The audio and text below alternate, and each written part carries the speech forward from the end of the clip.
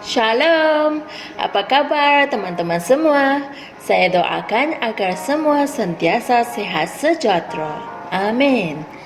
Pada hari yang indah ini, Pastor Chris berkongsikan firman yang bertajuk Awan kecil itu membawa sesuatu makna. Awan kecil itu membawa sesuatu makna. Haleluya. Ayat Injil pembukaan kita dari 1 Raja 18 ayat 44 berkata, Dan pada yang ketujuh kalinya, hamba itu berkata, Lihatlah, awan kecil sebesar tapak tangan naik dari laut. Lalu Elia berkata, Pergilah, katakan kepada Ahab, siapkan kereta kudamu dan turunlah, supaya hujan tidak menghalangmu. Puji Tuhan.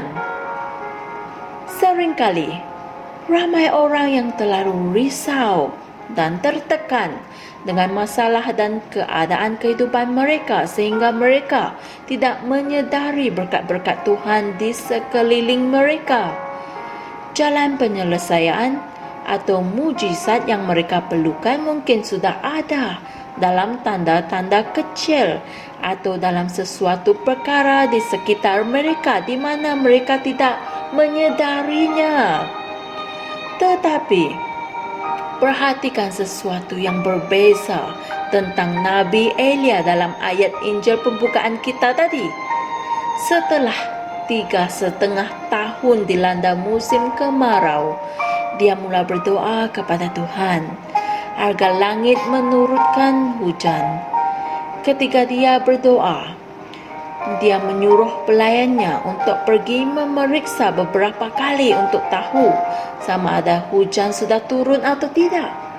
Setiap kali pelayan muda itu datang kembali dengan laporan yang negatif dan berkata, Tidak ada Tuan, tidak ada tanda-tanda hujan akan turun di luar sana.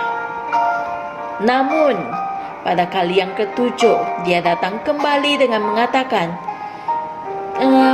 Aku tidak pasti sama ada perkara ini membawa makna atau tidak, tetapi aku melihat satu awan kecil di langit yang sebesar tapak tangan.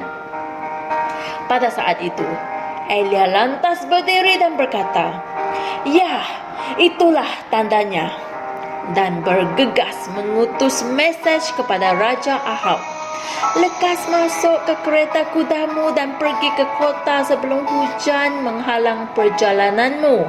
Haleluya.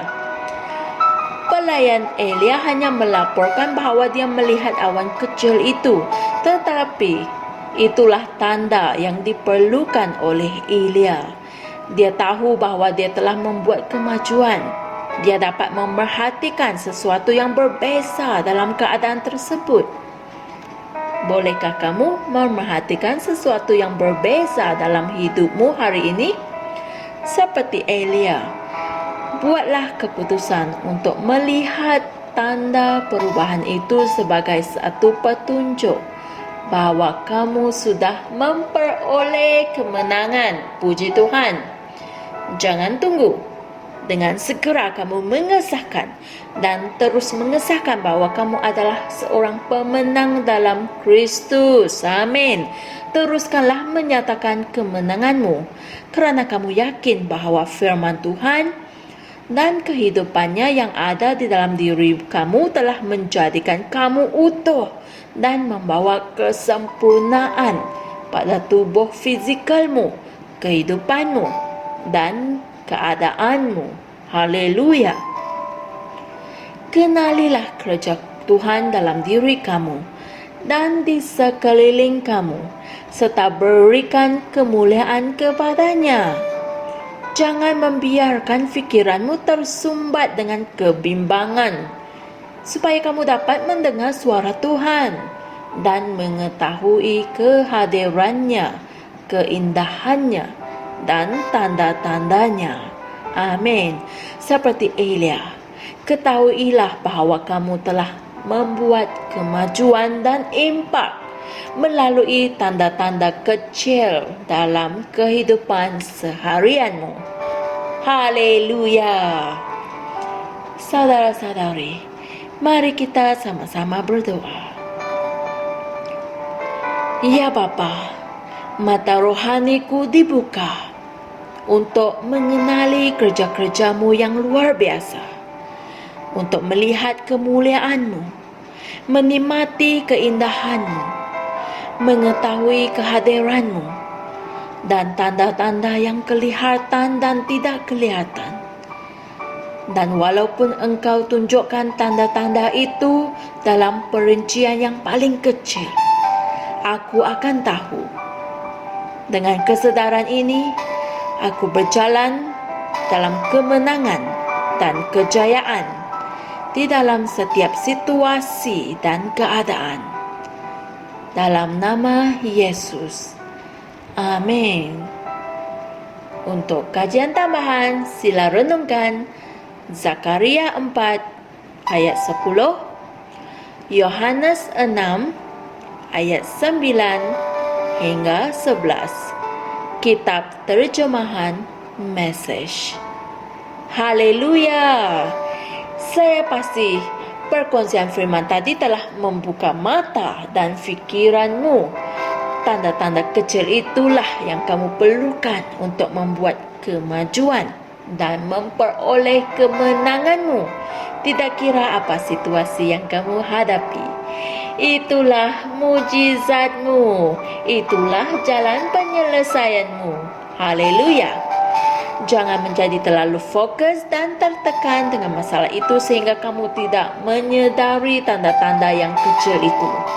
Alihkan perhatian dan tumpuanmu dari masalah itu dan fokus pada firman-Nya. Puji Tuhan. Jangan lupa subscribe dan kongsikan Injil ini dengan teman-teman yang lain. Tuhan berkati. Kami percaya saudara-saudari semua telah diberkati dengan perkongsian firman dari Rhapsody Reality. Bagi sesiapa yang ingin menjadikan Yesus Kristus sebagai Tuhan dalam kehidupanmu, kamu boleh mengucapkan doa ini bersama dengan saya. Ya Tuhan Allah, aku mempercayai Yesus Kristus, Anak Allah yang hidup dengan sepenuh hatiku. Aku percaya Dia telah mati untukku dan Allah telah membangkitkan Dia dari kematian. Aku percaya Dia hidup hari ini. Aku mengaku dengan mulutku bahwa Yesus Kristus adalah Tuhan dalam hidupku mulai dari hari ini. Melalui Dia dan di dalam nama-Nya, aku mempunyai kehidupan yang kekal.